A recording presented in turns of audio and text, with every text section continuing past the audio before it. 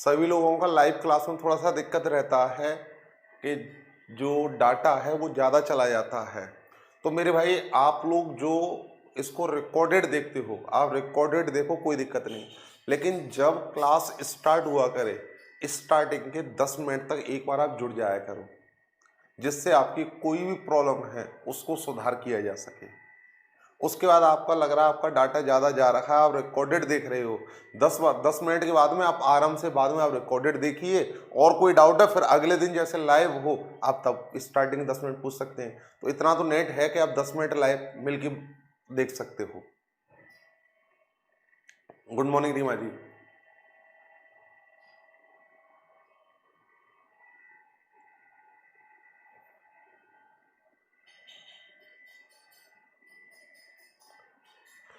देखो मेरे भाई, कल मैंने आपको थोड़ा सा बताया था यूपीएसआई और लेखपाल के बारे में। गुड मॉर्निंग अवधेश भाई। अभी कल आपने देखा होगा एसएससी की डेट का जो आपका जो टाइम है, कब कब होना है, वो पूरा चेंज हो गया है। तो उसमें आप सब लोग देख लोगे, लेकिन उसमें जो आपको स्पेशली जो आपके हिसाब से बहुत सारी वैकेंसी सारे आपके हिसाब से ही हैं, लेकिन जैसे यूपीएसआई हो गया, लेखपाल हो गया, या जो और एग्जाम है उसमें आपके लिए एक अच्छी वैकेंसी आ रही है।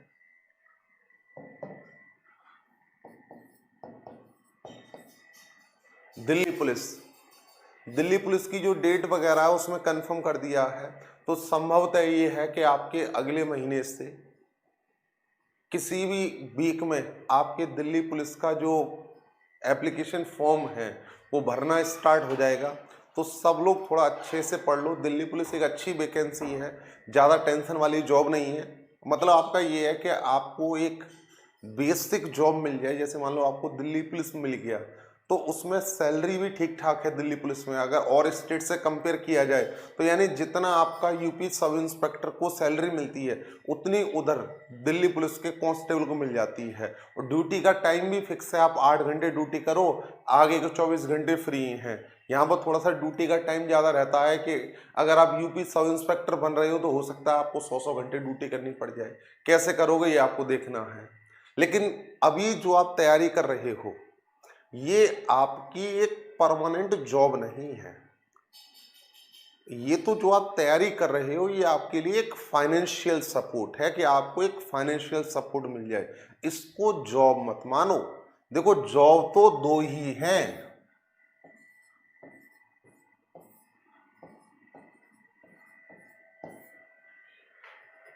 पीएससी और यूपीएससी, पब्लिक सर्विस कमीशन और यूपीएससी संघ लोक सेवा आयोग। अभी तो जो आप यहां पर जैसे आप कोई भी स्टेट एग्जाम, सेंट्रल एग्जाम, कोई भी एग्जाम दे रहे हो तो इसको आप अपना फाइनल जॉब मत मानो। ये आपके लिए थोड़ा सा फाइनेंशियल सपोर्ट है। गुड मॉर्निंग शिवम भाई, गुड मॉर्निंग यशस्वी जी, गुड मॉर्निंग रविंदर भाई। आ जाइए, आपका सभी का स्वागत है। तो मेरी बात को थोड़ा सा समझिए। जो अभी आपकी जॉब है ये एक सिर्फ फाइनेंशियल सपोर्ट है, यानी आपको यहाँ पर रुकना नहीं है। यहाँ पर आपको जो फाइनेंशियल गवर्नमेंट जो आपको सैलरी दे रही है उसका कम से कम 50% सैलरी का हिस्सा आप ईमानदारी से आपको खर्च करना है इधर पीएससी और यूपीएससी। पीएससी में भी आपको जो रैंक है जैसे एसडीएम, डीवाईएसपी, इधर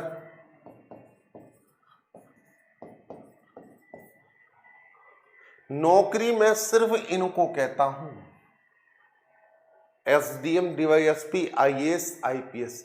बाद बाकी तो सिर्फ अपना जीवन काटने का सोर्स है। एक जो जॉब है वो सिर्फ ये है। जैसे आपका एक बार यहां पर सिलेक्शन हो गया, आप टारगेट करिए यूपीपीएससी। तो आप लग रहा आप कहोगे भैया यूपीपीएससी में बहुत टाइम लग रहा है, साहब कैसे लगेगा? भाई यूपीपीएससी के साथ में बीपीएससी, आरएएस,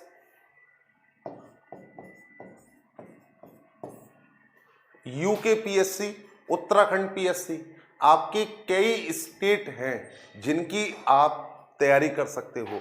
इसके साथ साथ ये तो अपर पीसीएस हो गया, अपर पीसीएस के साथ साथ में गुड मॉर्निंग सैफ अली जी, आपको बहुत इंतजार करना पड़ गया, कोई बात नहीं, सारी वीडियो आपको रिकॉर्डेड मिल जाएंगी।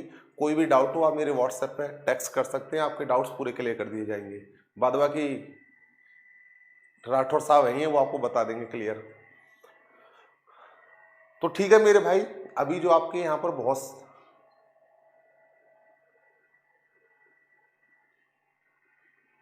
दुर्गेश जी ऐसा नहीं है, आवाज मैच ना खा रही हो। चलो आपकी एक बार इसको चेक कर लेते हैं, क्या ये सभी की प्रॉब्लम आ रही है क्या? एक मिनट,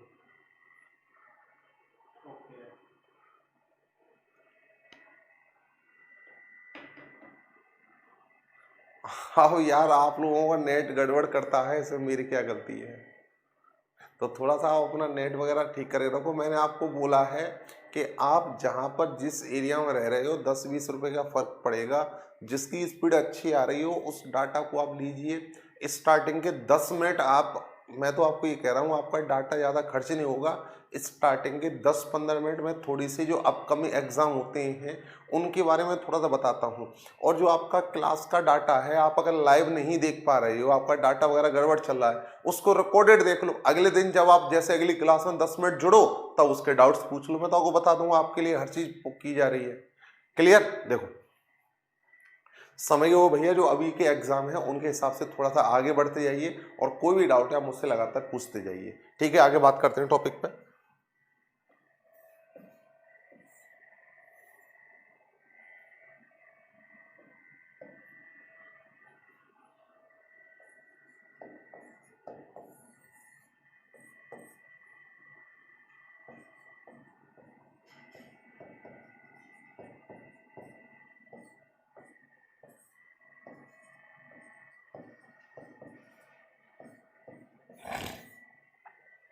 आपका टॉपिक चल रहा था कॉन्स्टिट्यूशन, और उसमें मैं आपको थोड़ा थोड़ा इंट्रोडक्शन देकर आपको मैं पढ़ा रहा था पार्ट्स। पार्ट्स यानी आपके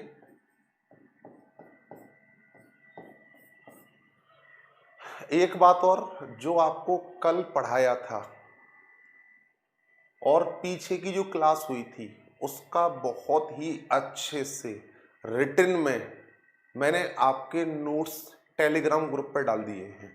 क्या मेरे भाई जल्दी फटाफट बता दो, आपको मिल गए क्या?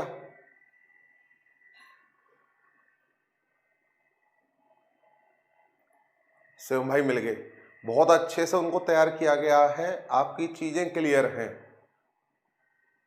आपको समझ में आ रहा होगा कि आपका पीडीएफ एक तैयार करने में कितनी मेहनत की जा रही है। वो किसी कॉपी से, मतलब किसी किताब से फोटो क्लिक करके आपको ने सेंड किया है, वो हैंड रिटन नोट्स हैं, उन पर बहुत तगड़ी तरीके से मेहनत की गई है, तब आपके उस पर डाला गया है कि आप लोगों को उसका फायदा मिले। तो आप थोड़ा सा, मुझे टाइम कम मिल पाता है इसलिए थोड़ा सा हो पा रहा है, लेकिन जैसे ही टाइम मिलता है मैं आपके साथ बहुत अच्छी मेहनत करने की कोशिश करता हूं कि आपको बहुत अच्छा दिया जाए।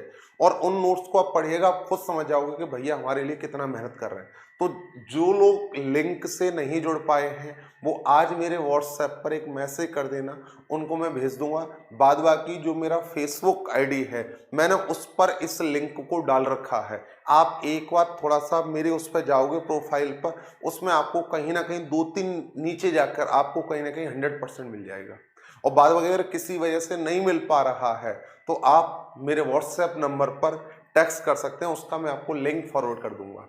तो जैसे जैसे आपकी क्लास चलती रहेगी आप सिर्फ यहाँ पर डाटा सिर्फ समझते जाइए। बाद बाकी जो आपके लिए नोट्स हैं बेहतरीन तरीके से, ये तो आपके लिए ट्रेलर था,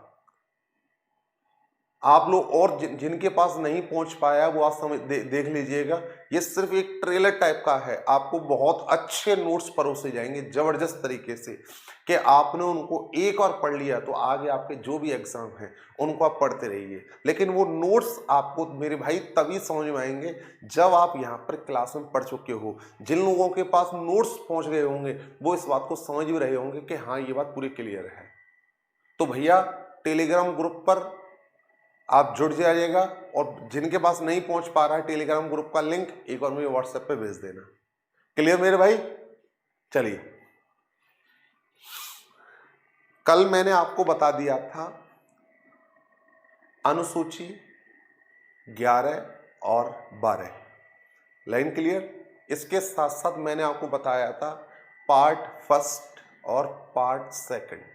पार्ट फर्स्ट का डिटेल और पार्ट सेकंड का डिटेल मैं आपको भेज चुका हूं। अभी मैं थोड़ा सा बात करता हूं पार्ट 3।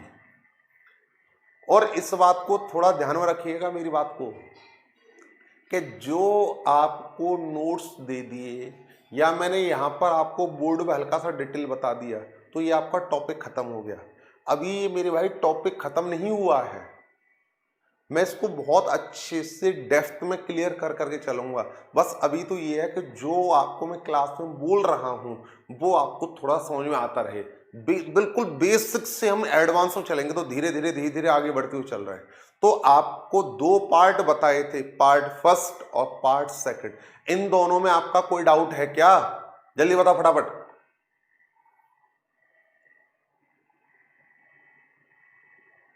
आगे चलें मेरे भाई, चलिए।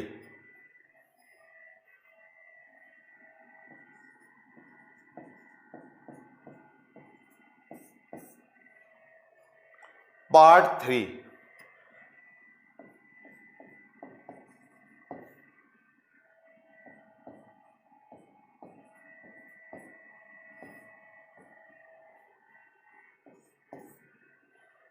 फंडामेंटल राइट, मूल अधिकार।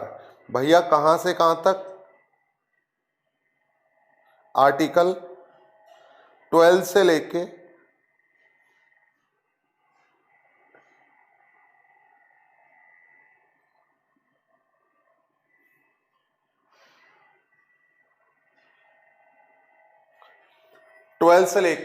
35, इनको क्या बोलते हैं?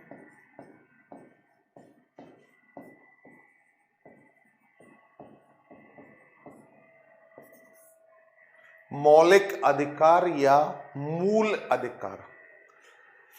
देखो ये वाला जो आपका पार्ट 3 है, ये आप कोई भी एग्जाम देते हो, चाहे वो आपका स्टेट का एग्जाम हो या सेंट्रल का एग्जाम हो, जुडिशियरी का एग्जाम हो या कोई नॉर्मल एग्जाम हो, इस आर्टिकल 12 से लेके 35 तक एक सवाल कहीं ना कहीं डायरेक्ट में या इनडायरेक्ट वे में पूछ लिया जाता है। एक बड़ा टॉपिक है ये, अच्छा खासा।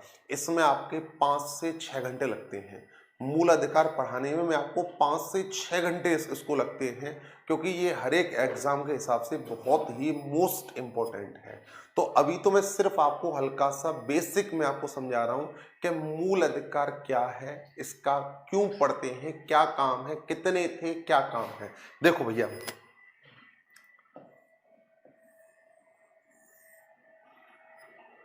मैं आपसे नॉर्मली पूछूं मेरे भाई कि ये जो आपके फंडामेंटल राइट्स हैं ये होते क्या है, मूल अधिकार क्या है? एक लाइन में अगर आपको समझना पड़े तो आप क्या बोलोगे?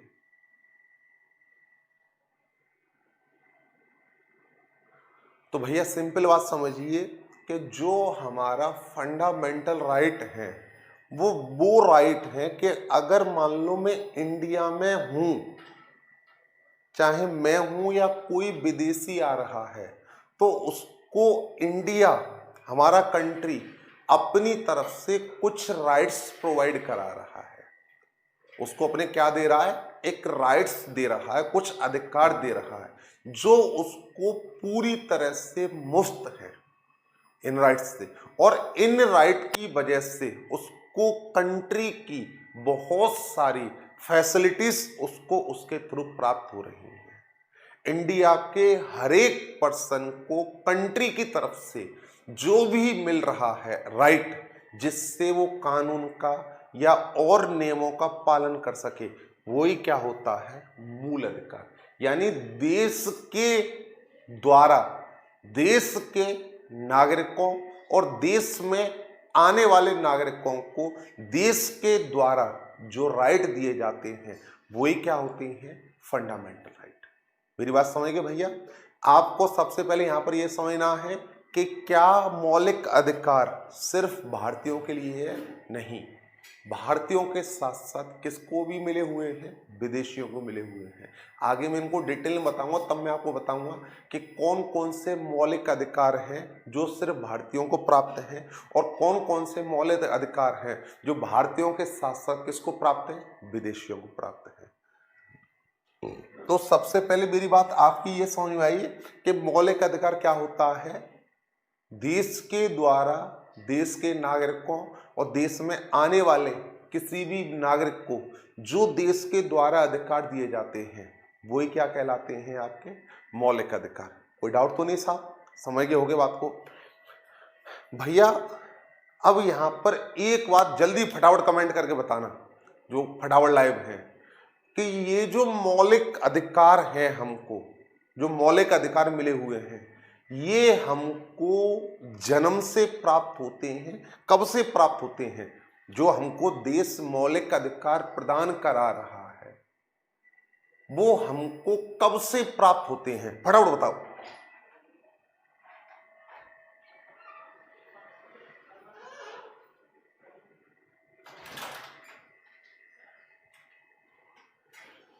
जन्म से।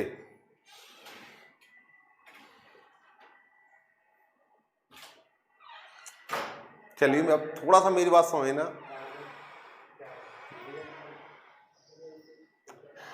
सभी ने बताया भैया बाई बर्थ, जन्म से। अब थोड़ा सा एक बात समझिए कि कंट्री में रहने के लिए अभी आप ही बताओगे साहब, कंट्री में रहने के लिए कंट्री ने हमको जो राइट दिए हैं। अब एक बात, बेसिक बात आप समझिए कि राइट का मतलब है कि अगर हमारे साथ में कोई मारपीट हो रही है, कोई छेड़छाड़ हो रही है, कोई ब्लैकमेलिंग हो रही है या इससे रिलेटेड और भी कुछ हो रहा है, कोई मारपीट है, कोई छेड़छाड़ है, कोई ब्लैकमेलिंग है, तो उसको कानूनी हेल्प लेने के लिए हम किसकी हेल्प ले सकते हैं? मूल अधिकार के थ्रू। कानून जो हमारे ऊपर कोई मारपीट या कोई छेड़छाड़ हो रही है उसकी रिपोर्ट दर्ज कराने के लिए हम किसकी सहायता ले सकते हैं? मौलिक अधिकार की। आप कहोगे साहब जो हमारे मौलिक अधिकार हैं उनका क्या हुआ है? हनन हुआ है, हमारे साथ मारपीट हुई है, छेड़छाड़ हुई है, ब्लैकमेलिंग हुई है। अब आप थोड़ा सोचिए कि कोई एक छोटा सा बच्चा है, वो कह रहा है पापा नुमाइश दिखाने नहीं ले जा रहे। आपने देखा हो कभी कभी अखबार में आता है कि एक छोटा सा बच्चा पुलिस सब इंस्पेक्टर के पास आया, उसने माता पिता के लिए कहा कि मुझे नुमाइश दिखाने नहीं ले गए। तो जो बच्चे का मन है कि नुमाइश जाऊंगा और वो माता पिता दोनों के नाम पर रिपोर्ट दर्ज कराने आ गया, तो क्या उसके ऊपर मूल अधिकार लागू हो रहे हैं? भैया जो हमारे मौलिक अधिकार हैं वो हमको स्टार्ट होते हैं 14 साल से, कुछ स्टार्ट होते हैं 14 साल से और पूरे तरीके से हमको मिलते हैं 18 साल से।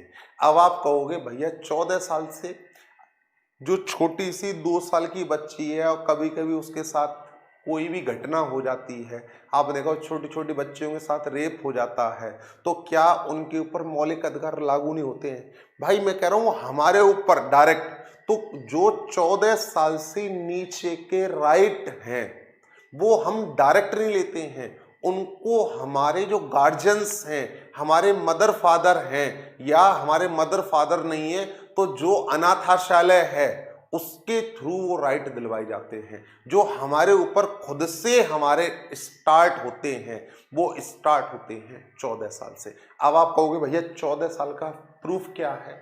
आपने सुना होगा बाल श्रम पर निषेध। 14 वर्ष से कम उम्र के किसी भी बच्चे को किसी भी काम में या किसी कारखाने में नहीं लगाया जाएगा, यानी 14 वर्ष तक की एज तक उसको नहीं लगाया जाएगा किसी भी काम में। 14 वर्ष के बाद ही तो काम करने जा रहा है। अब भाई बाहर काम करने जाएगा, उसके साथ कोई मारपीट भी होती है, कोई छेड़छाड़ भी हो सकती है, कोई ब्लैकमेलिंग हो सकती है, यानी 14 के बाद उसमें एक मैच्योरिटी आ रही है, वो माँ बाप से थोड़ा सा अलग हो रहा है, यानी वो अपने राइट्स का, अपने काम को स्वतः कर सकता है, लेकिन 14 साल से कम एज है तो जो राइट मिले हुए हैं उनका वो डायरेक्ट यूज नहीं कर सकता है, उनका राइट्स होगा पेरेंट्स या गार्जियंस के थ्रू। तो जो हमारे फंडामेंटल राइट्स हैं कुछ हमको मिलना शुरू होते हैं 14 वर्ष से, और बाद बाकी सारे मूल अधिकार हमको मिलना शुरू हो जाते हैं 18 वर्ष से। क्लियर है बात? यानी आपके बाई बर्थ आपको कोई राइट नहीं मिलता है। भाई मान लो आप कि कोई किसी बच्चे की मम्मी उसको, छोटे बच्चे को दूध नहीं पिला रही है, तो बच्चा कोई उसमें से उड़ के खटोले में से थाने एफआईआर थोड़ा करके आएगा कि मेरी मां मुझे दूध नहीं पिला रही है। लेकिन आपने देखा होगा 18 वर्ष के बाद में तुरंत माता पिता के खिलाफ एक्शन हो जाता है कि साहब मुझको प्रॉपर्टी नहीं दे रहे, मुझे संपत्ति नहीं दे रहे, तो उनकी एक बात सुनी जाती है, एफआईआर एक्सेप्ट की जाती है कि मुझे पैसे खर्चा पानी नहीं दिया जा रहा है। तो जो हमारे मूल अधिकार हैं ये स्टार्ट होते हैं 14 वर्ष से। जो आपका बाल श्रम का निषेध है इसको बनाया इसलिए गया था कि सबको ये पता लग जाए कि जो फंडामेंटल राइट्स हैं उनकी स्टार्टिंग कितने एज से होती है, 14 से, और कुछ होते हैं 18 से। बात क्लियर है सब? देखो आगे। तो हम सबको जो मूल अधिकार मिले हुए थे जिस दिन हमारा कॉन्स्टिट्यूशन बनाया गया था उस दिन कितने थे?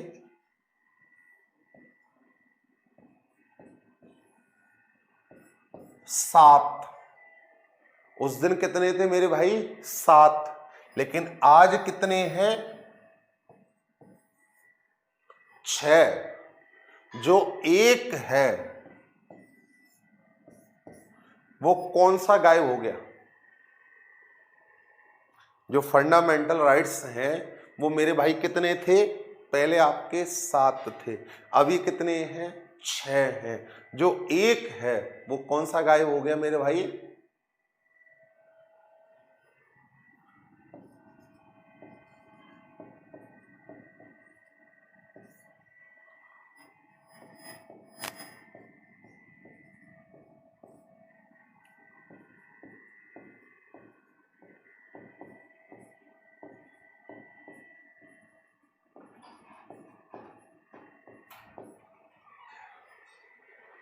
राइट टू प्रॉपर्टी कौन सा आर्टिकल?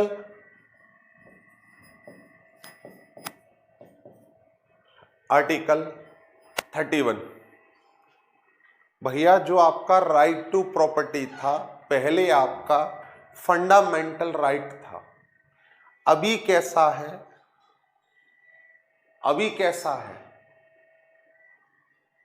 आइए इसके बारे में पूरी बात करेंगे।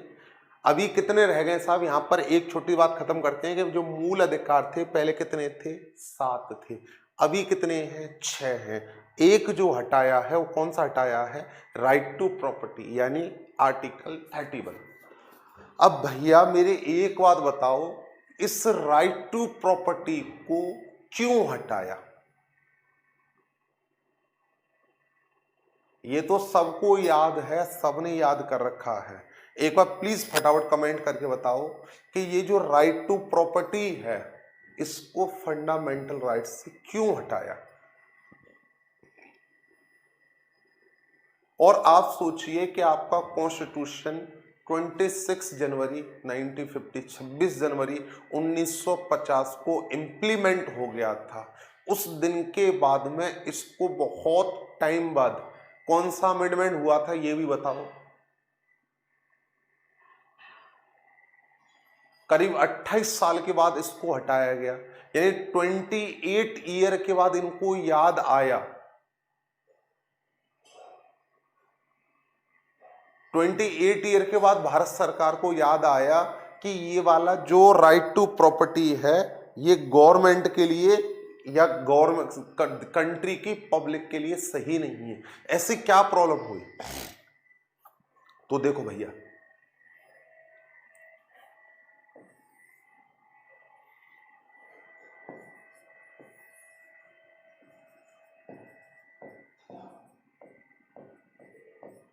ध्यान से बात समझिएगा, आपकी चीजें क्लियर होंगी।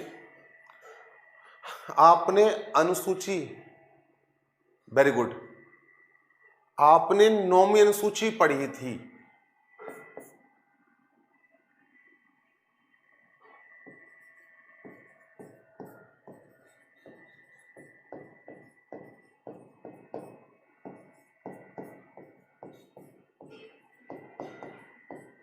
देखो आपकी यहां पर चीज क्लियर होंगी। 9वीं अनुसूची में क्या बताया गया था? लैंड रिफॉर्म सिस्टम, भूमि अधिग्रहण का सिद्धांत। यानी गवर्नमेंट जब चाहे तब अपनी कंट्री का, हमारी कंट्री का डेवलपमेंट करने के लिए हमारा घर, मकान, दुकान या और भी किसी भी प्रॉपर्टी को हमसे ले सकती है। गवर्नमेंट कंट्री का डेवलपमेंट करने के लिए किसी भी प्रॉपर्टी को वो हमसे ले सकती है। ये कहां पर बताया?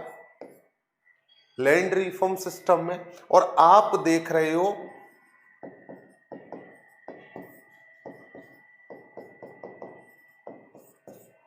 जो संपत्ति का अधिकार था वो कैसा अधिकार था? फंडामेंटल राइट था। यानी अगर कोई प्रॉपर्टी मेरी है तो उस पर मेरा राइट है, कोई उसको लेना तो बहुत दूर की बात है, उस पर कोई एक पैर नहीं रख सकता है। अब ये तो यार मामला बड़ा टाइट हो गया। एक तरफ गवर्नमेंट कह रही है कि डेवलपमेंट करने के लिए हम कोई भी प्रॉपर्टी ले सकते हैं, और पब्लिक को राइट दे दिया कि पब्लिक का मन होगा तो प्रॉपर्टी दी जाएगी। अब दोनों में डिस्प्यूट होना शुरू हो गया, आपस में दिक्कत। कोई गवर्नमेंट रोड निकाल रही है, आधी पब्लिक प्रॉपर्टी देने को तैयार है और आधी पब्लिक प्रॉपर्टी नहीं दे रही है, और गवर्नमेंट उस पब्लिक से प्रॉपर्टी जबरदस्ती मांग रही है। तो पब्लिक के पास में क्या है? राइट टू प्रॉपर्टी है। तो ऐसी कंडीशन में आप समझ गए होंगे कि कंट्री का डेवलपमेंट करने के लिए इसको यहां से हटाना क्या करना पड़ गया होगा? जरूरी हो गया होगा। इसलिए राइट टू प्रॉपर्टी को यहां से हटाकर इसको कहां पर डाल दिया?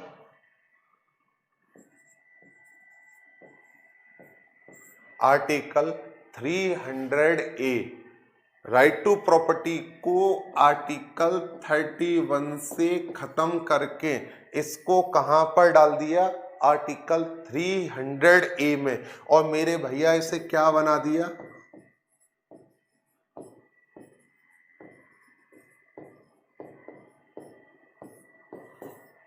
कानूनी अधिकार। अब आप कहोगे भैया ये भी थोड़ा सा मामला बड़ा गड़बड़ है कि जब इसको हटाया यहां से तो पूरी तरह से क्यों नहीं हटाया? गुड़िया, इसको कानूनी अधिकार,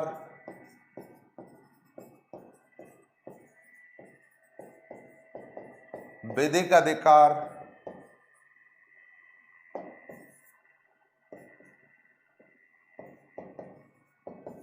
लीगल राइट, कुछ भी बोल सकते हैं हम। अब मैं तो सिर्फ आपसे ये कह रहा हूं कि जब इससे दिक्कत हो रही थी तो इसको यहां से आपने हटाया। यहां से हटाकर कहां डाला? 300A में। 300A में क्यों डाला? परमानेंटली क्यों नहीं हटाया? इससे दिक्कत थी तो परमानेंट हटा देते साहब, इसको यहां से उठा उठक पटक क्यों कर दिया? तो भैया इसका सिंपल बात समझना, अभी आपका गवर्नमेंट कोई भी अपना रोड निकाल रही है, कोई भी बिल्डिंग बना रही है या और भी कुछ निकाल रही है, और जहां पर हमारा घर, मकान, दुकान या और भी हमारी कोई भी प्रॉपर्टी जा रही है तो हमको अवश्य देनी पड़ेगी।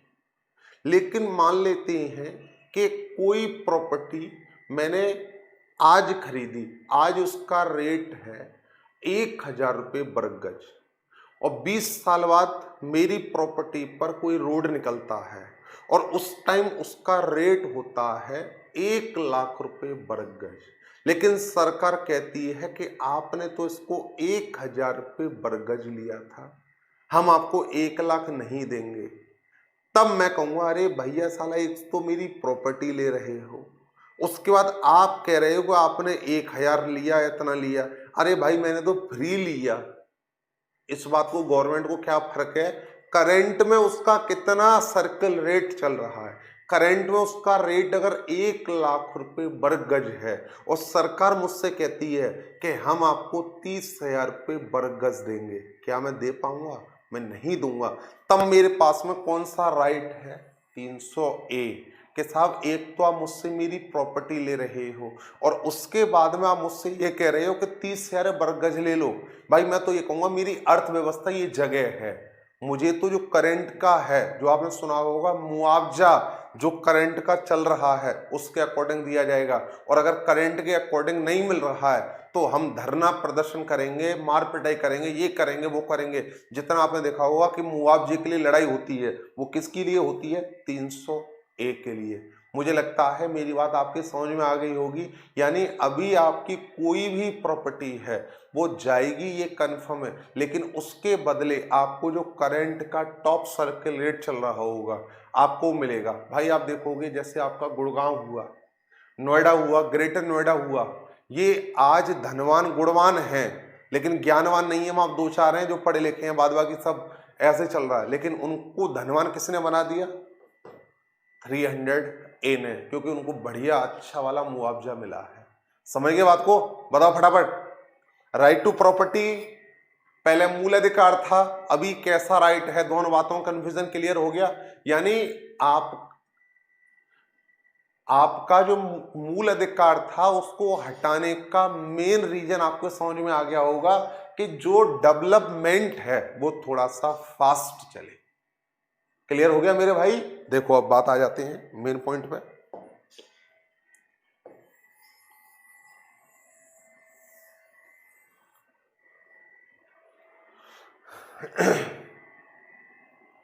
देखो भैया मैंने आपको बताया कि हम सबको यहाँ पर कंट्री की तरफ से जो हमको राइट्स मिल रहे हैं वो क्या है? मौलिक अधिकार है। मौलिक अधिकार को कितने भागों में बांटा गया है? 7 भागों में। जिस समय आपका संविधान बना था उस समय कितने थे? 7 थे। वर्तमान में कितने हैं? 6 हैं। एक कौन सा है? Right to property.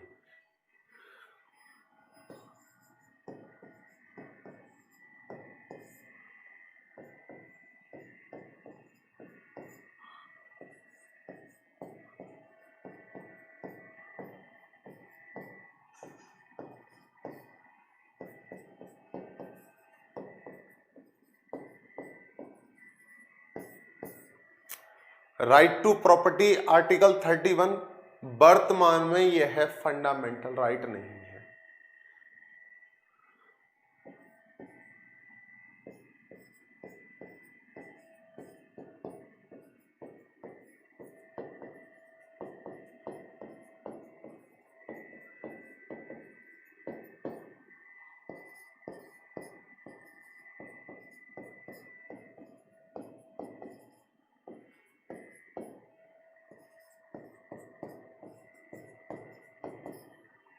Removed by 44 amendment 1978। 44वें संविधान संशोधन के द्वारा 1978 में से क्या कर दिया गया? हटा दिया गया।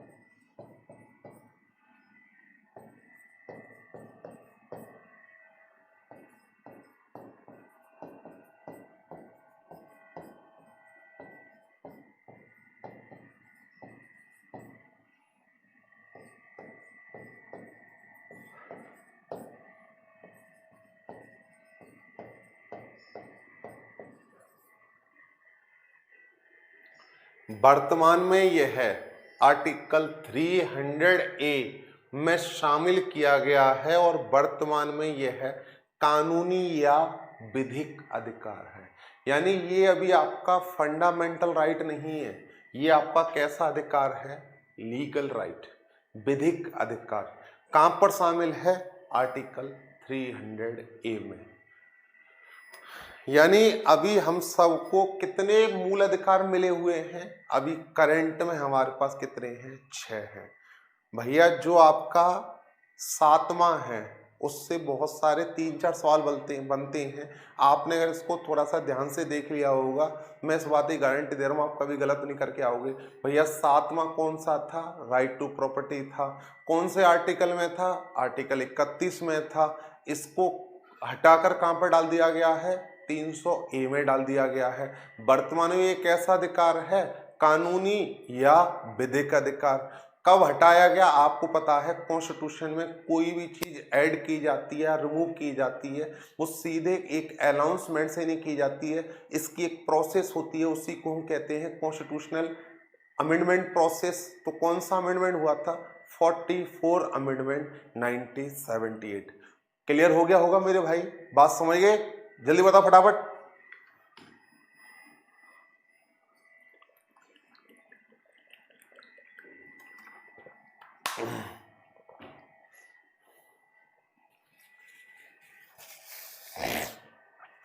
अब देखो आगे चलते हैं। अभी यहां पर मैं आपको बेसिक इंफॉर्मेशन दे रहा हूं कि आपको बेसिक चीजें क्लियर हो जाएं, कि जिससे इससे रिलेटेड छोटे छोटे जो आपके एग्जाम में सवाल आते हैं डायरेक्ट पूछे जाते हैं, वो आपके गलत ना हो, उनको सीधे आपके दिमाग में सेट होते जाए। देखिए, और मेरे भाई जो आप पढ़ रहे हो, जैसे आपको मैं पढ़ा रहा हूं, एक बार आजकल यूट्यूब पर बहुत सारे टीचर्स लगे पड़े हैं, मैं भी लगातार देखता हूँ। एक बार आप यूट्यूब पर कभी जाइएगा और एक बार देखिएगा, संविधान या पॉलिटिक्स कुछ भी डालना, उसका थोड़ा सा आप एक बार कंपेयर करना कि भैया को जो हमने पैसे दिए हैं वो कुछ सही दिए हैं या फ्री का मसाला ज़्यादा बढ़िया था। फिर एक बार आप कहना कि भैया जो है सही है या गलत है, आपको समझ में आ जाएगा पूरा। भाई मैं गारंटेड दे रहा हूँ, जितना आपको मैं कंटेंट दे रहा हूँ कोई नहीं दे सकता। आप सब लोग अच्छे हैं, ट्रस्ट रखकर थोड़ा पढ़ते रहिए। जो आपको पढ़ाया जाएगा उससे संबंधित इतना ज़्यादा आपको डाटा दे दिया जाएगा। और देखो, मुझ पर थोड़ा सा एक आदत है, बड़ा जेन्युइन टाइप का व्यक्ति हूँ, डबल मीनिंग टाइप की मुझे बात नहीं होती। जितना आपको चाहिए डाटा मुझसे आप ले लो। मैं अभी मेरे टाइम ही, वरना मैं आपको बहुत सारी एक दो में वीडियो बनाने वाला था। भाई मेरी ये समझ में नहीं आता, मैं 1 मिनट लूंगा। दुनिया का सबसे बुरा काम है पढ़ाई करना, और दूसरा उससे ही बुरा काम है इस फोन में पढ़ाई करना। इसमें इस ऑनलाइन वीडियो से ज़्यादा हमारा मन करता है कि जो सोशल नेटवर्क है, फेसबुक, व्हाट्सएप और दुनिया भर का, मैं तो इसके अलावा कुछ यूज़ नहीं करता हूँ। कोई टाइम मिलेगा ठीक है, वरना आजकल बहुत सारे चले हुए हैं, उनको लेके काम करना। और अभी मैं क्लास में आपको जो चल रहा है, भाई ऐसी बात नहीं, मैं भी युवक हूँ, सब कुछ पूरे ज़माने में देखा हुआ हूँ। डबल के में 3 मीनिंग मुझे बातें आती हैं, लेकिन अगर मैं आपके सामने ये बात करूँगा तो आपका यहाँ पर दिमाग पढ़ाई में तो नहीं लगेगा। आपसे जो मैं कह रहा हूँ, आपका उन नेगेटिव बातों में दिमाग ज़्यादा जाएगा। तो फिर आप कहोगे, आपको क्या लगेगा कि यार नौकरी तो बहुत आसान रखी है। मैं जो वर्तमान में जो ऑनलाइन पढ़ा रही, मैं किसी की कोई भेदभाव नहीं कर रहा हूँ, ना मैं किसी को गाली दे रहा हूँ, लेकिन भैया उनको ये बात समझाओ कि जो 200 में से 198.8 पे कट ऑफ जा रही है, आरपीएफ एसआई का एक बार कट ऑफ चेक कर लेना, 200 में से 198 गई है। 200 में से 198 कट ऑफ ऐसे ही नहीं आ जाएगी, यहाँ का पसीना यहाँ तक चारों उतर के आ जाएगा, फिर भी नहीं आ पा रहे साहब। और यहाँ पर मास्टर हैं जो तुरंत आके कह देते हैं कि भाई आपने इस क्लास को देख लिया तो आपका बेड़ा पार। तो देख के बड़ा साला ताज्जुब होता है कि यार ये बच्चों के साथ धोखा कर रहे हैं या अपने साथ धोखा कर रहे हैं, किसके साथ धोखा कर रहे हैं? कहीं ना देखो, दुनिया का सबसे पवित्र और सबसे ईमानदारी का काम है यह शिक्षण का काम। जिसने इसके साथ धोखा किया है, ये निश्चित है उसका सर्वनाश हुआ है। इतिहास उठाकर देख लीजिए, बहुत सारे मेरे साथ वाले भी थे जिन्होंने गलत किया आज वो खत्म है। भाई जो इसमें ईमानदारी से डेडिकेशन के साथ मेहनत करेगा वो सफल होगा। और बच्चों की गालियां बहुत बुरी होती हैं जब वो अंतरात्मा से गाली देते हैं, तो भाई हमारा अधिकार नहीं है आपके साथ। तो मेरे भाई मैं तो ये कहूँगा कि एक बार आप नेगेटिव चीज़ों से बचे रहो। ये जो आपकी नकारात्मकता है, वर्तमान का जो कोरोना का टाइम आपने देख लिया है, इस समय जिंदा वही रह पा रहा है जिसके पास गवर्नमेंट जॉब है। तो थोड़ा सा मेहनत करिए, सिलेक्शन लीजिए। और जो आपको शायद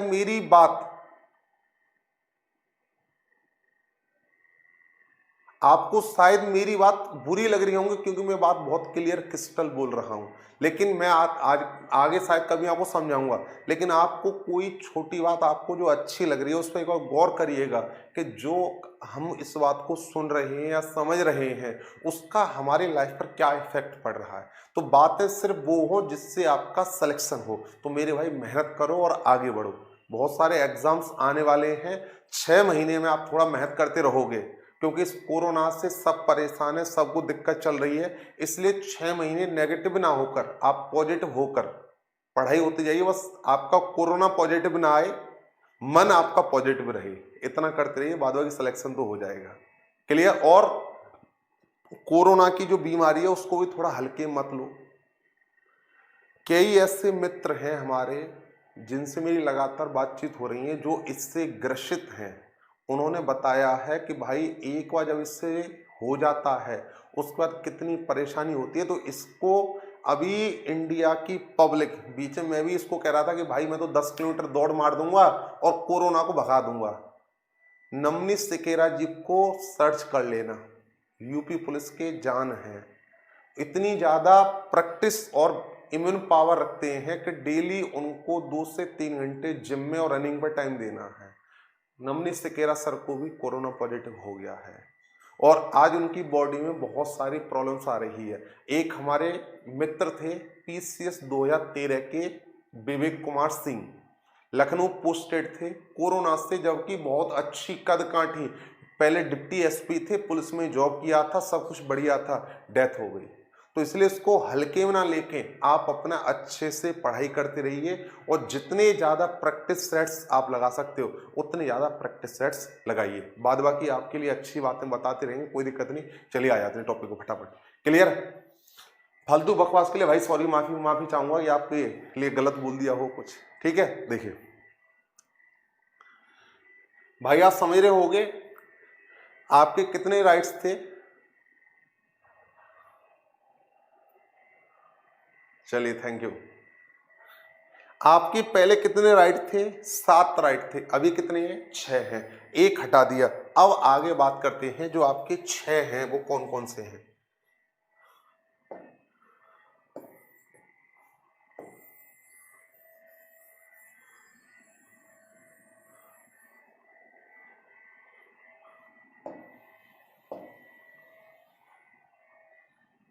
एक यहां पर थोड़ा सा गौर करिएगा, आपको अच्छा बात समझा रहा हूं, टॉपिक आगे आगे पढ़ाऊंगा।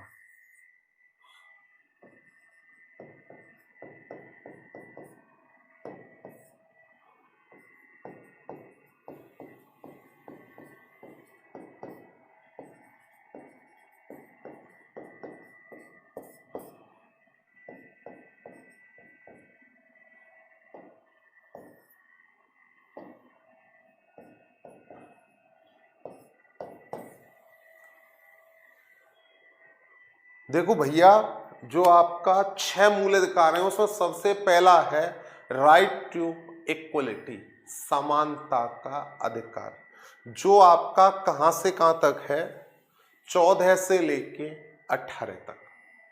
आर्टिकल 14 से लेके 18 तक हमारा क्या है? Right to equality. अब जो आप यहां पर देख रहे होगे आपका थोड़ा सा दिमाग काम कर रहा होगा कि भैया जो हमारा फंडामेंटल राइट है वो कहां से कहां तक है? 12 से 35 तक। हटा कौन सा? आर्टिकल 31। और आपने भैया बताया कि जो सबसे पहला है वो कौन सा है? Right to equality. तो मेरे भैया ये जो आर्टिकल 12 है और आर्टिकल 13 ये कहां गया? आर्टिकल 12 और 13 भी तो कुछ होगा। अब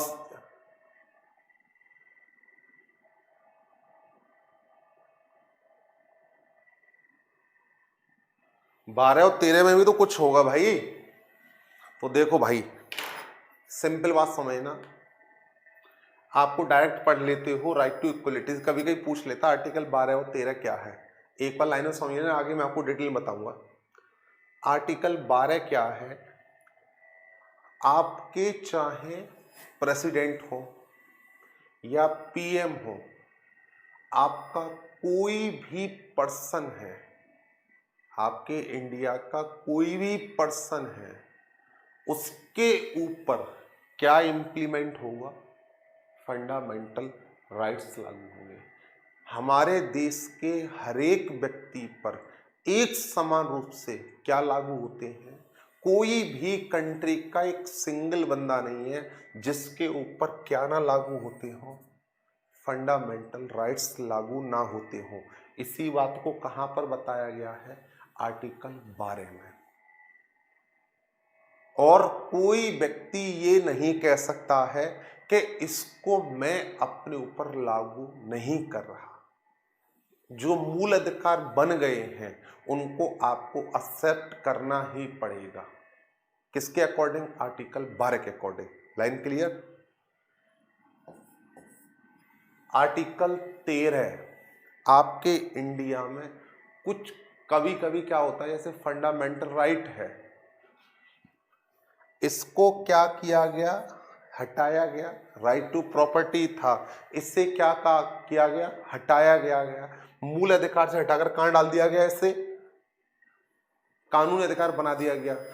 तो ऐसा नहीं है कि जो एक बार बन गया वो लागू ही होगा। आर्टिकल 12 क्या कहता है? जो बना हुआ है उसको लागू करना है। लेकिन ऐसा नहीं है, ऐसा नहीं है कि ये जो मूल अधिकार बन गए हैं उन वो कभी चेंज नहीं होंगे। इनको चेंज किया जा सकता है। किसके अकॉर्डिंग? आर्टिकल 13 के अकॉर्डिंग। लेकिन 13 में जो चेंज किया है उस चेंज को भी आपको मानना होगा। किसके अकॉर्डिंग? 12 के अकॉर्डिंग। यानी एक प्रोसेस के द्वारा इनमें बदलाव किया जा सकता है, मूल अधिकारों को बदला जा सकता है, न्यायालय में चुनौती दी जा सकती है, किसी तरीके से बदला जा सकता है। किसके अनुसार? आर्टिकल 13 के अनुसार। लेकिन हर एक व्यक्ति को मानेगा जैसे भी हैं। किसके अनुसार? आर्टिकल 12 के अनुसार। यानी आप किताब पढ़ते होगे, उसमें कोई बुक में ये लिखी रहती है आर्टिकल 12 डेफिनेशन ऑफ स्टेट, राज्य की परिभाषा। तो इसमें जो राज्य का मतलब है कि आपके जितने भी पर्सन हैं, चाहे वो प्राइवेट संस्था हो, हाफ गवर्नमेंट ऑर्गेनाइजेशंस हो, जैसे LIC है या और भी कुछ चल रही है, चाहे वो 100% गवर्नमेंट ऑर्गेनाइजेशंस हो, PM हो, PM के सेक्रेटरी हो, स्टेट पुलिस हो या और भी कोई पर्सन है, उनको फंडामेंटल राइट एक्सेप्ट करने हैं। किसके अकॉर्डिंग? आर्टिकल 12 के अकॉर्डिंग। फंडामेंटल राइट में थोड़ा बहुत चेंज किया जा सकता है। किसके अकॉर्डिंग? आर्टिकल 13 के अकॉर्डिंग। बात समझ में आ गई साहब? अब राइट टू इक्वलिटी, सबको बराबर करने का जो राइट दिया गया है वो किसके अनुसार दिया गया है? Right to equality. कहां से कहां तक? आर्टिकल 14 से 18। अब देखो इसमें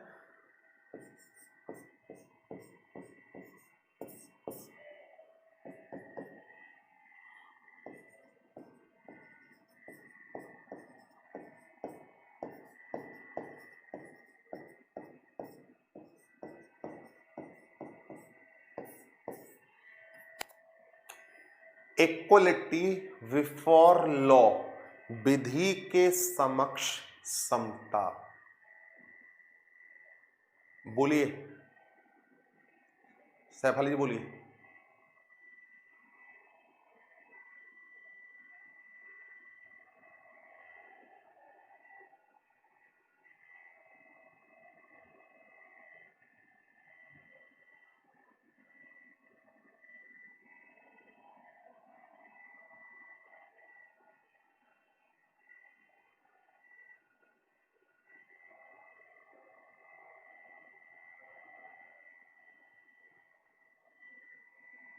आप कह रहे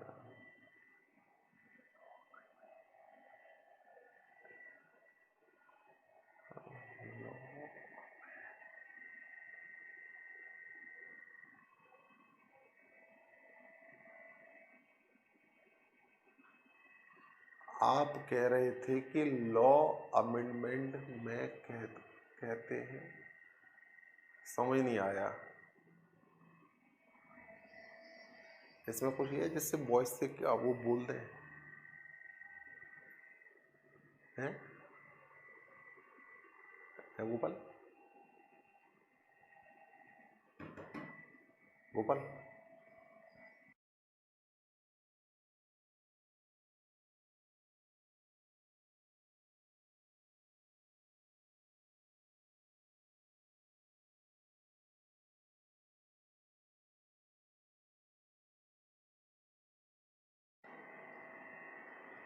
अच्छा, समझिए आपकी बात। कॉल का ऑप्शन है सर? है? कैसे? मुझे क्लिक करना होगा?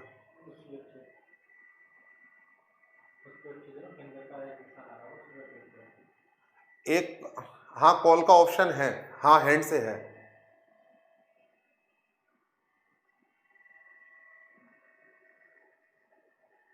सैफ अली, मैं आपका डाउट क्लियर करता हूँ, आपका बात मैं समझ गया। मैं आपको बताता हूँ यहीं पर एक, अभी इसी में डालूंगा एग्जांपल, उसमें आपको क्लियर कर दूंगा। देखो आर्टिकल 14 आपसे क्या कह रहा है? इक्वलिटी बिफोर लॉ, विधि के समक्ष समता। इसका मतलब क्या होता है भैया, विधि के समक्ष समता का? आपके देश का कोई भी पर्सन हो, उसके लिए जितने भी रूल्स रेगुलेशंस, जो हमारा आईपीसी है, जो हमारा जिसके अकॉर्डिंग हमको जितने भी जो कोर्ट वगैरह हैं, जो जजमेंट वगैरह किए जाते हैं, सारे आईपीसी के अकॉर्डिंग चलते हैं, आईपीटी सीआरपीसी, वो सबके लिए कैसा है? इक्वल है। किसी भी पर्सन को, किसी भी पर्सन को कास्ट, रिलीजन, वर्थ, जाति, धर्म, वंश, जाति, धर्म, वंश, कलर, मेल फीमेल यानी सेक्स, इनमें से किसी को भी देखकर किसी के साथ में कोई भी भेदभाव नहीं किया जाता है। सबके लिए कैसा है? इक्वल है।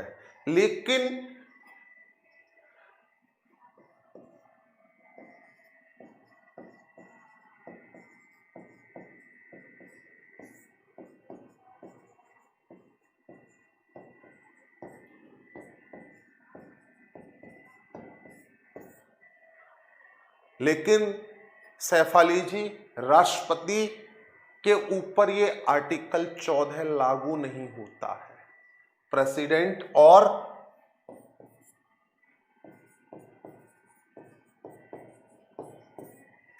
राज्यपाल के ऊपर ये लागू नहीं होता है। क्यों? भारत में प्रत्येक व्यक्ति के लिए एक समान रूप से कानून है। किसी व्यक्ति के साथ में कोई भी भेदभाव नहीं किया जाएगा, सब कुछ बराबर है। इसका एग्जाम्पल मैं आपको बताऊं, जैसे आपने देखा होगा कि जो आपके गवर्नमेंट है वो कुछ पर्सन्स को फ्री लीगल एडवाइस, यानी जिनके पास वकील करने के लिए पैसे नहीं हैं, वो गवर्नमेंट के लिए रिक्वेस्ट डालते हैं कि साहब हमारा इकोनॉमिकल प्रॉब्लम है, तो गवर्नमेंट अपनी तरफ से उनके लिए फ्री में गवर्नमेंट एडवोकेट प्रोवाइड कराती है। किस लिए? कि उनके साथ में किसी प्रकार का अन्याय न हो, आर्टिकल 14 के अनुसार सब कुछ क्या रहे? बराबर रहे। मैं आज न्यूज़पेपर पढ़ रहा था सुबह सुबह, उसमें आया था एक भरतपुर के एक राजा थे, अवधेश बाबू, बताता हूँ तुरंत, अभी बताता हूँ अवधेश बाबू। उसमें एक वहां के भरतपुर के एक राजा थे, उनको 35 साल के बाद में उनको जजमेंट मिला है। किसके अकॉर्डिंग? आर्टिकल 14 के अकॉर्डिंग। सब कुछ क्या है? बराबर है, चाहे वो राजा हो या रंग हो या कोई भी गरीब हो भिखारी हो, सब कुछ बराबर है। लेकिन बात ये है कि जो आपका गवर्नर है, प्रेसिडेंट है और गवर्नर है, राष्ट्रपति है और राज्यपाल है, इनके ऊपर ये अप्लाई नहीं होता है। क्यों? बताओ फटाफट।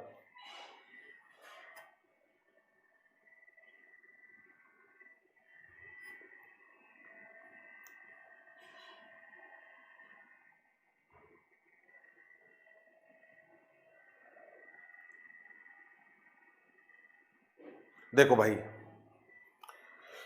इंडिया के हर एक पर्सन पर एक बराबर। अब भैया यहां पर एक तो पॉइंट यहां पर ये बन गया कि जो आपका प्रेसिडेंट है और गवर्नर है, इसके ऊपर इंप्लीमेंट नहीं हो पा रहा है। दूसरा मैं आपसे ये कह रहा हूं कि जो इंडिया के पर्सन हैं, इंडिया के साथ साथ जो बाहर से आते हैं, इंडिया के साथ साथ जो बाहर से आते हैं विदेशी, क्या उनके ऊपर ये लागू होगा क्या? विधि के समक्ष समता। तो भैया आप बात समझिएगा कि जो व्यक्ति बाहर से आएगा उसके ऊपर भी आर्टिकल 14 क्या होता है? लागू होता है। तो आपका आर्टिकल 14 एक ऐसा आर्टिकल है जो भारतीयों के ऊपर भी लागू होता है और विदेशियों के ऊपर भी लागू होता है। लेकिन यहां पर बात यह है कि प्रेसिडेंट और गवर्नर के ऊपर क्यों नहीं लागू होता है? तो भैया मेरी बात समझिए, ये आपके कंट्री के फर्स्ट पर्सन होते हैं।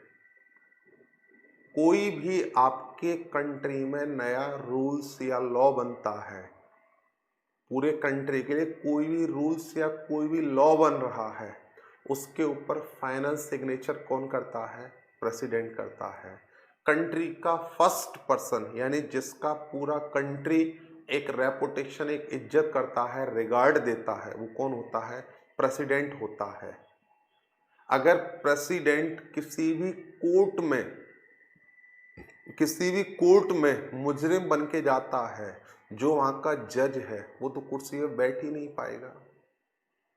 भाई देश का फर्स्ट पर्सन, उसको रिगार्ड करना पड़ेगा। इसलिए जब तक प्रेसिडेंट अपनी पोस्ट पर रहता है और स्टेट का गवर्नर अपनी पोस्ट पर रहता है, अगर वो किसी भी कानून का उल्लंघन कर देता है, तब तक उसके अगेंस्ट कोई भी पुलिस कार्यवाही नहीं की जाती है। पोस्ट से हटने के बाद उसके ऊपर कानूनी कार्यवाही स्टार्ट की जा सकती है। इसलिए ये आर्टिकल 14 के क्या है? अपवाद है। क्लियर साहब? बात समझ रहे हो मेरी बात? यानी कंट्री के हर एक पर्सन के लिए इक्वल है रूल्स रेगुलेशंस। किसके अकॉर्डिंग? आर्टिकल 14 के अकॉर्डिंग। लेकिन प्रेसिडेंट और गवर्नर, स्टेट में कोई भी नया रूल्स बनता है, कौन बनाता है? गवर्नर बनाता है। कंट्री में कोई नया रूल्स बनता है, कौन बनाता है? प्रेसिडेंट बनाता है।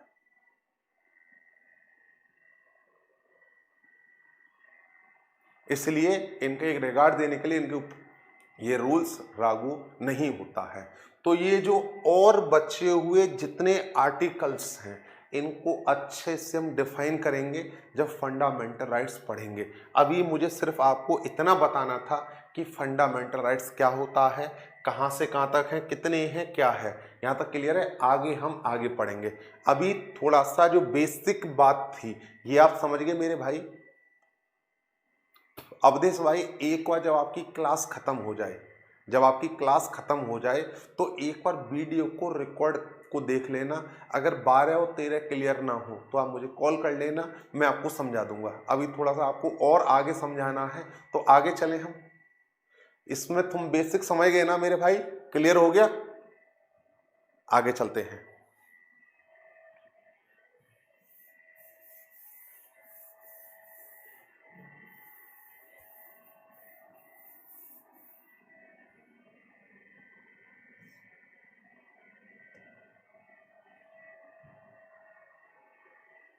अब देखो सब आगे।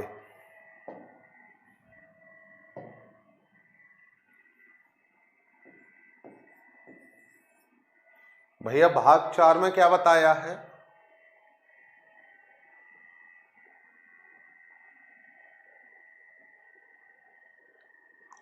पार्ट 4 में क्या बताया है?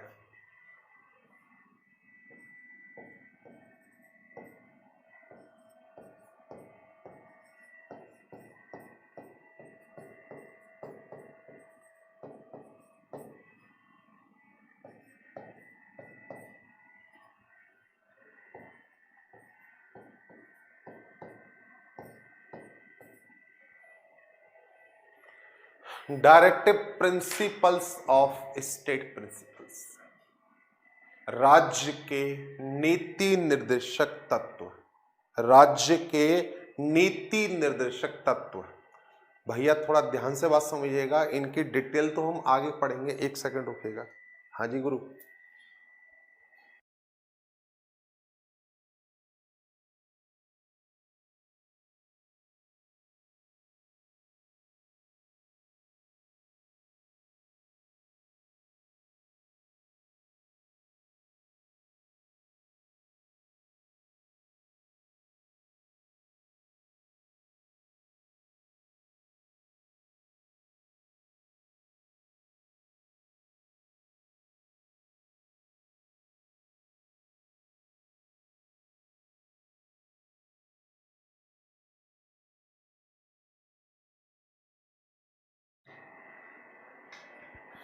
हाँ भैया, राज्य के नीति निर्देशक तत्व, आर्टिकल कहां से कहां तक? 36 से 51। बहुत सिंपल और बहुत अच्छे से मेरी बात को समझना, आपके बहुत सारे पॉइंट्स यहां पर क्लियर हो जाएंगे। भैया 36 से 51 आप कभी मत पढ़ो, सिर्फ इतना याद रखो कि जो हमारा पार्ट 4 है उसमें क्या दे रखा है? राज्य के नीति निर्देशक तत्व। इसका आपको ओवरऑल मीनिंग याद रखना है, होता क्या है भैया? ये जो राज्य के नीति निर्देशक तत्व हैं, अगर आप इनको नहीं मानते हो, क्या आपके ऊपर पुलिस एक्शन लिया जा सकता है क्या?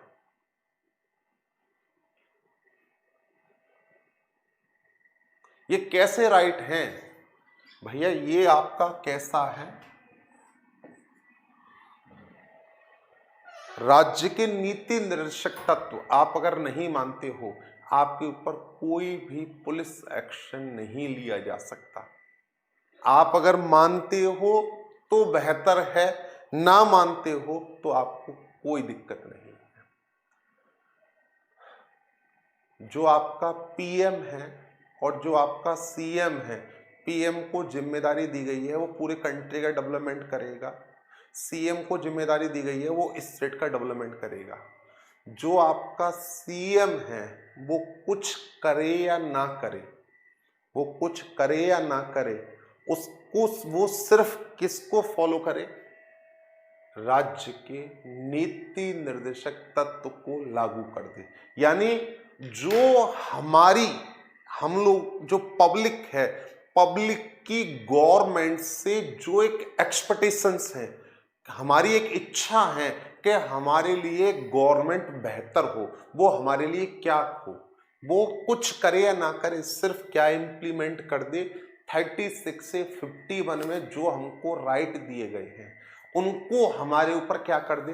लागू कर दे। लेकिन ये वाले जो राइट हैं ये कैसे हैं?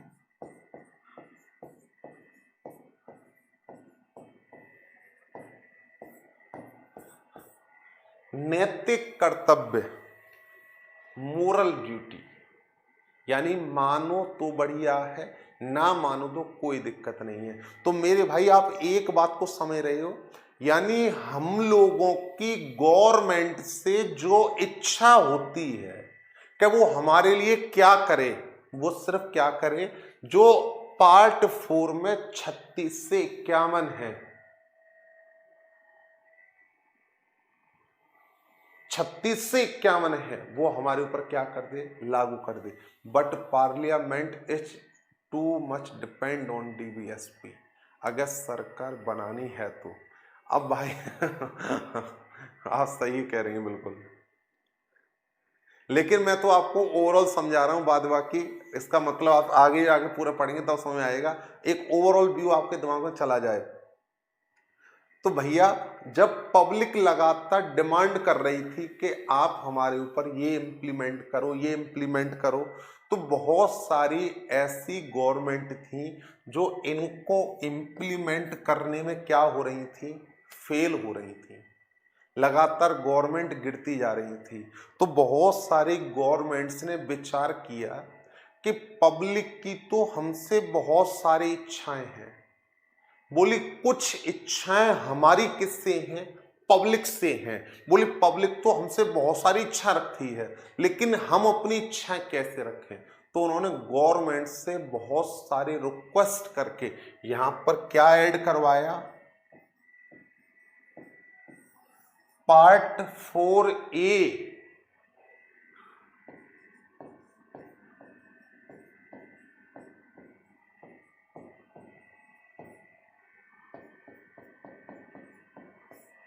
फंडामेंटल ड्यूटीज, आर्टिकल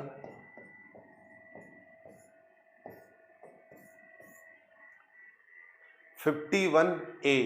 ये जो आपका फंडामेंटल ड्यूटी है, ये पहले आपके कॉन्स्टिट्यूशन में नहीं था, इसे क्या किया गया है, बाद में ऐड किया गया है। आप समझ रहे होंगे, ये वाला जो आपका पार्ट 4 है, ये क्या है, पब्लिक की गवर्नमेंट से इच्छा, और ये गवर्नमेंट की पब्लिक से इच्छा।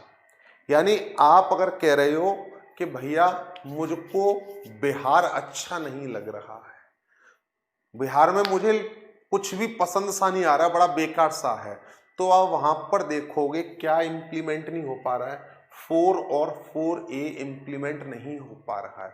आपको लग रहा है कि साहब मुझे पंजाब बहुत बढ़िया लग रहा है, तो अगर कोई स्टेट आपको अच्छा लग रहा है, बेहतर लग रहा है, इसका मतलब ये है कि वहां पर क्या इंप्लीमेंट हो रहा है, 4 और 4A। जहां पर 4 और 4A इंप्लीमेंट ना हो, वहीं पर गवर्नमेंट कहीं ना कहीं क्या कर रही है, गड़बड़ कर रही है। समझ गए भैया। यानी जो आपके राज्य के नीति निर्देशक तत्व हैं, उनका सीधा सीधा मतलब है कि गवर्नमेंट पब्लिक के लिए वो सारी पॉलिसीज इंप्लीमेंट कर दे जो आपके कहां पर दे रखे हैं, 36 से 51 दे रखी हैं। उसको आप 36 से 51 पढ़ाऊंगा तो आपको समझ में आ जाएगा क्या दे रखा है। गवर्नमेंट की पब्लिक से इच्छा कि पब्लिक क्या क्या करे। अब जैसे पब्लिक कहती है गवर्नमेंट से कि हमको आप अधिक से अधिक क्या प्रदान कराओ, रोजगार प्रदान कराओ। भाई हम लोग पढ़ेंगे तभी तो रोजगार प्रदान होगा। गवर्नमेंट उस समय कह रही थी भाई आप पढ़ो तो सही, तभी तो आपके लिए क्या इंप्लीमेंट कर दिया, free and compulsory education for 6 to 40 year child. 6 से 14 वर्ष तक के बच्चों के लिए अनिवार्य और निःशुल्क शिक्षा। इनके ऊपर पूरा अच्छे से डिस्कस करते हैं एक बार पूरा डिटेल। तो अभी जो आपके डाउट्स हो उनका मुझे बता दीजिएगा। अभी बस हल्का सा आपको बताया है डायरेक्टिव प्रिंसिपल्स और फंडामेंटल ड्यूटीज। आगे कल फिर बताते हैं, आज इतना ही कराते हैं। कल आपको करवाएंगे सेंट्रल गवर्नमेंट और स्टेट गवर्नमेंट की डिटेल। क्लियर है? और आपके कोई डाउट हो उनको पूछ लीजिएगा। ठीक है, चलिए कल मिलते हैं।